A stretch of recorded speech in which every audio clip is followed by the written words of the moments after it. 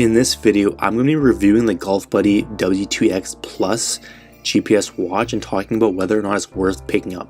So what we're covering in this video are my first impressions of the watch, how it actually performed, how is the quality, some pros and cons, and also the best place to buy.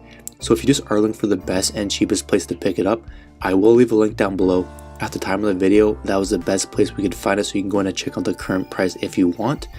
But let's start with my first impression. So I've never owned a GolfBuddy product before testing this out, so I was definitely really curious to see how it performed. I did find it to be a little bit bulky. Most GPS watches are, and that's kind of the reason I'm not the biggest fan of wearing watches.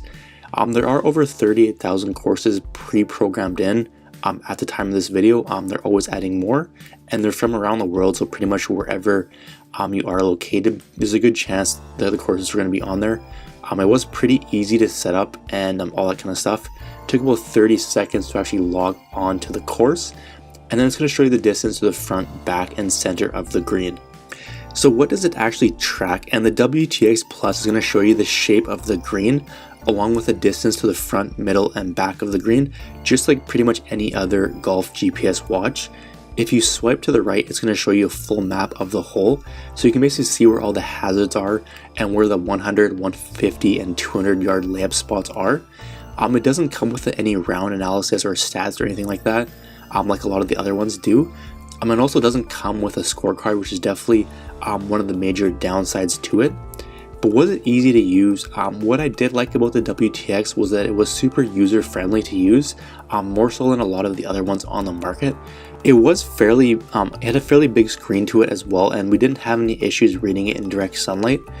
Overall, since it was pretty basic watch, there isn't a whole lot to understand, which makes it definitely really simple to use, which a lot of people are going to like.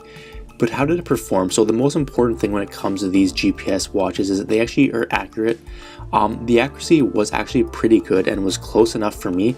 It was always within about 5 yards of my laser, which is going to be pretty, it's pretty standard generally from the GPS watches I've tested before. Generally they're always within like 3 to 5 yards, so this one was definitely in that range, which isn't too bad. It's not as accurate as a laser rangefinder, and there are watches that are more accurate as well, but it's going to be better than some of the ones I've actually tested. The only thing I didn't like about the performance was that the battery life and also the charging time. So it did take about 4 hours to charge it, and then it's going to last about 6 to 7 hours. So you can, probably not squeeze 2 full rounds out of it. You have to charge it after every round. That's kind of another major downside to it, but overall, not too bad. As long as you charge it after every round, you should be good to go. But let's talk about some pros. So the touchscreen makes it really simple to use. It has a full color display and is easy to read in sunlight. It's rain resistant and is also fairly comfortable to use.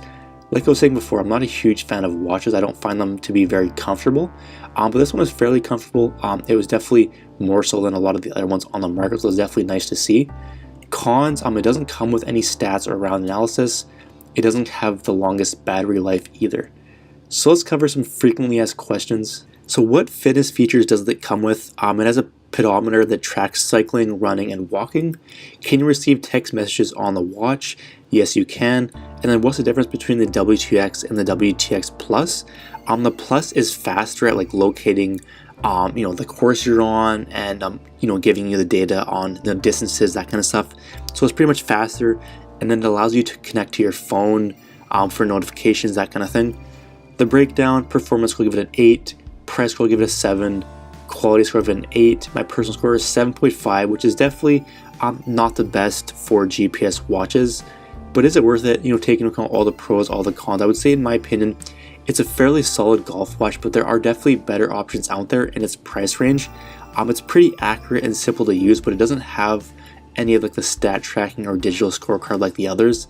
The cheapest place I could find it is down below in the description, so I'll leave a link there. At the time of the video, that was the best place I could find it.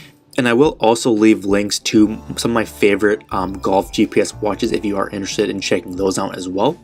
But if you have any questions about this one or any other one, just leave a comment down below. I'll get back to you as soon as I can. And I will just mention our monthly golf giveaway. So if you want to enter in, all you have to do is subscribe to the channel, then comment giveaway down below. Simply do both and you'll be automatically entered. Alright, so that's going to be it for the video. Hope you enjoyed, and we'll see you in the next one.